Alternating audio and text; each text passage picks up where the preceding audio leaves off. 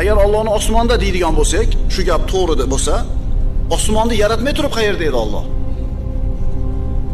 Ammo 18-asrda bu yoqda paydo bo'lganlar Alloh taoloni osmonda degan fikrni ilgari surishgan. Ularga ahli sunna val jamoa ulamolarining bergan javoblari bor. Ana shularni ko'rib chiqamiz. Avval Allohni osmonda deydiganlarning dalillari, uning orqasidan ahli sunna val jamoa ulamolarining ularga bergan javoblarni ko'rib chiqamiz. Alloh osmonda deydiganlar aytishadi. Alloh taoloni osmonda deyish nuqsonli sifatni Allohga nisbat berish bo'lmaydi. Ya'ni biz Allohni osmonda deyotgan paytimizda Alloh taoloni nuqsonli sifati bor deyotganimiz yo'q deydi.